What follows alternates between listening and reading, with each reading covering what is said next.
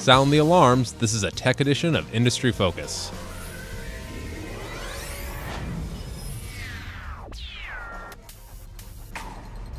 Greetings, fools. I am Sean O'Reilly, joining you from Fool headquarters here in Alexandria, Virginia. I am joined by the incomparable Dylan Lewis to my left. How are you? I'm pretty well rested, considering it's Friday afternoon. Yeah, we had a little bit of a breaker. We're actually recording this a little bit later than usual because we had a little bit of a false fire alarm. Yeah, earlier. What I thought was a fire drill wound up being a fire alarm. Yeah, there were about 9, I think, counted fire trucks outside our building checking things out. Yeah, we were hanging out for like hour and a half out there. We got ice cream, went to Starbucks. I took a little nap in Starbucks. You took a nap at Starbucks. I'm chipper. I'm ready to go. I'm ready to do the show. This is exactly what those leather chairs are for. Yeah.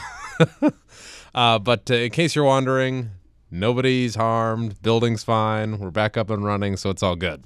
And we were talking about the big news out of Apple this week. They basically announced that the next version of Safari, their internet browser, will have ad blocker built in. Yeah. So, Dylan, what is ad blocker and why should I care? Yeah, this is a fantastic lead-in to a show that I think I've wanted to do for probably about 3 months. And he actually won't shut up about it, folks. And so ad filtering, ad blocking, it's just removing or altering advertisement that would show up in a web page. Basically, there's these extensions that you can add to a browser, and they block HTTP, HTTPS requests based on the source address. So like, there's this reference database that they keep of addresses of known advertisers, and they reference that list, and if anything comes back from that address, they just kind of block it so you don't see it when you're browsing. I am all about ad blocker. Oh, yeah, I'm a huge ad blocker.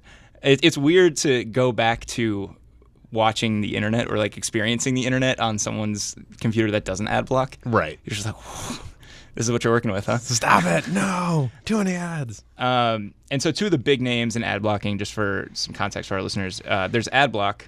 Totally. Which was an open source, Yeah, it's totally free. There's a suggested donation to support the developer, Michael Gundlach. Have you ever donated? I have not, no. I shamelessly downloaded as a teenager. That was my cop-out, is I'm a teenager. I don't need to pay for anything. And then there's AdBlock Plus, also free. And while their names are extremely similar, they are independently operated, no connection. The big difference is AdBlock is, as I understand it, totally ad-free. And AdBlock Plus has whitelisted ads, which is something that we'll touch upon a little bit later in the show. So how many people are we talking here that have downloaded these ad blocking programs or add-ons to their browsers? So the best I can get for you in terms of data is from a 2014 study called Ad Blocking Goes Mainstream. And this is coming from PageFair and Adobe. It was a joint survey. And as of Q2 2014, they estimated there was an active installed user base of roughly 144 million. I think it's probably closer to just under 200 million now. And, we can kind of get into the way that growth is projecting out. But I think it's safe to say just under 200 million. I just assumed you'd throw out a billion something. I thought it would be more. Yeah, it's one of those things that you forget that most people aren't aware of, which is kind of wild. I'm picturing little, like my grandma clicking on ads and stuff. But anyway. Yeah. And here in the U.S., kind of surprisingly, it isn't as big as I thought it would be. And then all these people are in Europe or something. Yeah, and perhaps not surprisingly, some of the Scandinavian countries where a lot of we don't believe in your ads. Well, where a lot of nefarious internet activities started with music streaming, music downloading. Right. I think Kazaa was Swedish, right? Yeah. So it's Sweden's third on the list in terms of 21.6% of internet users using ad blocking.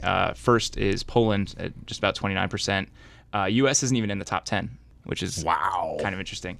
And, so when we're talking about ads not being served up to users, this obviously impacts very ad-reliant businesses like Google and Facebook. Certain people have been freaking out about this.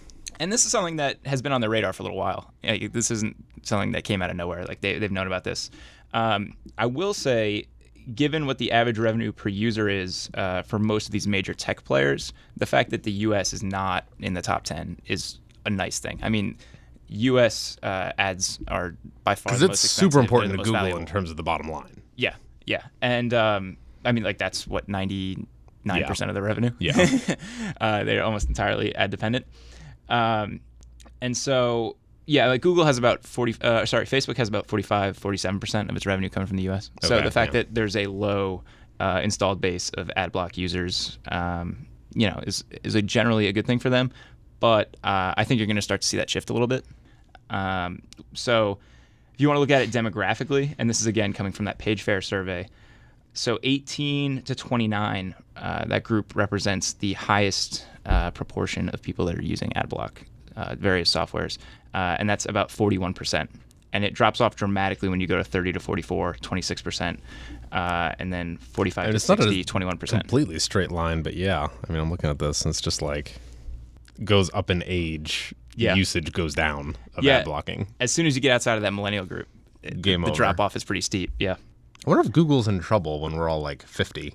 Yeah. And so one of my college professors, Rick Swayze at Northeastern University, he said, I remember this in class, demographic shifts are like glaciers. They're visible and slow moving, but they'll sink a lot of ships. Yeah. And that's a good quote. Yeah, right? That's good. He's a smart dude. And I can't help but look at this breakdown here and say, okay, well, these major internet players aren't in trouble right now. Right. But 5-10 years from now, this is something that needs to be addressed. They need to work something out with either the ad blockers or in a way that's more of a partnership, or eliminate them somehow, because if you're reliant on serving up ads to people and 40% of the people that are most actively browsing are blocking those ads, then your business is in trouble. So Apple's announcement really related to mobile Safari. Mm-hmm. Does it matter? Because as I understand it, a lot of mobile ads outside of Facebook, they aren't that big of a deal to Google and stuff. Yeah, the impact isn't quite as big, just because the ROI on mobile is a little different. But I think people were more surprised with that Safari announcement. And just some background here. So Apple announced that when iOS 9 launches in the fall, you'll be able to go to the App Store and download an extension that can block most news sites, and some of the other content providers out there. So obviously the desktop version of Safari currently allows something like that. And just to give you an idea, it's roughly like a 10%, maybe 12% installed base for desktop Safari users. But the reason that this was such a big deal is because before that, there weren't a lot of mobile options for ad blocking. So I think Firefox and Opera were really the only two. Yeah, I've got Chrome on my phone, and now that I think about it, it isn't there. It isn't an option. Yeah, and so you think of some of the big browsers out there, Chrome, Firefox, and Safari, right? Like those are the ones that immediately pop into mind. The biggest one is, of course, Safari. It's got like 60-some-odd% for mobile. For mobile in the United States, yeah. And so I think that's why people were really starting to freak out, is because this was our last bastion. What are you doing? Yeah, and granted, and this is something that PageFair notes with their report, that installed bases for AdBlock services are smaller on pre-installed browsers. So, and you see that on desktop, where Safari generally is like around 10 or 11%, whereas Firefox is up around 35%, Chrome's at like 31%. And so a part of that, I think, is your more savvy internet users are going to seek out these browsers and install them. And I think this is really telling that IE, Internet Explorer from Microsoft, only has like a 2% installed base, in terms of ad blocking softwares, which is crazy but not surprising. When Microsoft announced they're getting rid of Internet Explorer, I was like, oh, they still had it? What? Yeah, and I can't think of anyone that I know that uses IE, but this is again the demographic thing. Like a lot of older folks use Internet Explorer. Yeah. And so what I think one of the most interesting things with this, in terms of Google's conundrum here, is roughly 30% of Chrome users have some sort of this extension running, and Chrome is leading the charge in terms of growth among the AdBlock installed base. I've been thinking this whole time, is Google shooting themselves in the foot, or what's the game plan here? Yeah, so it's interesting, and I think looking into the numbers here, so PageFair said roughly 5% of the global internet population uses AdBlock, and that group that's not a direct translation to internet traffic, because those tend to be power users, people that consume a disproportionate amount of the internet. Okay. And so realistically, that probably accounts for about 10% of total traffic. And so based on the distribution, like there are a whole bunch of ad blocks out there. One of the interesting things is that Google has what they call a whitelist agreement with AdBlock Plus, and a couple other advertisers, notably Microsoft and Amazon, also do.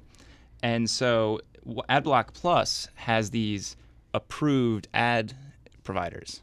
Okay. And they are approved because they're supposedly non-intrusive, and they're not as disruptive for your online experience. AdBlock Plus reportedly gets a 30% commission on ads served up through its whitelister provider program.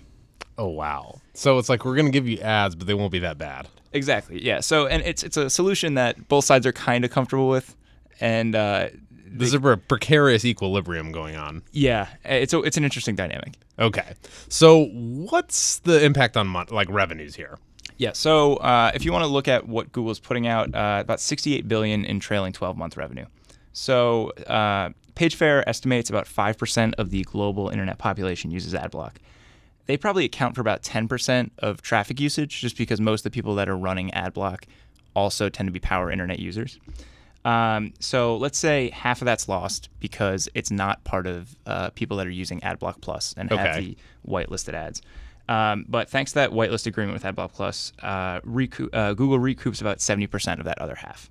So numbers wind up working out to about a 7% revenue impact for Google. That's not small. It's not small. No, and I think it's something that you're just going to kind of see creep up and up and up. Slowly but surely, yeah. Yeah, and so it's something that you have to watch. Like I said, they have a relationship in place with these ad block providers, but is it a sustainable long-term solution? I'm not 100% sure. Got it. Well, thank you for your thoughts, Dylan. Oh, always a pleasure, Sean. Well, that is it for us, fools. If you have any questions or comments for us, we would love to hear from you. Just email us at focus@fool.com. Again, that is focus@fool.com. And I did want to make everybody aware of a very special offer for all of our industry-focused listeners. If you found this discussion informative and you're looking for more foolish stock ideas, Stock Advisor may be the service for you. It is our flagship newsletter started more than 10 years ago by Motley Fool co-founders Tom and David Gardner. We're offering the lowest price out there for all of our listeners. It is $129 for a 2-year subscription to Stock Advisor. You'll get 2 stock recommendations every single month with insight from our team of analysts. Just go to focus.fool.com to take advantage of this deal. Once again, that is focus.fool.com. And as always, people on this program may have interest in the stocks they talk about, and the Motley Fool may have formal recommendations for or against those stocks, so don't buy or sell anything based solely on what you hear in this program. For Dylan Lewis, I'm Sean O'Reilly. Thanks for listening, and Fool on.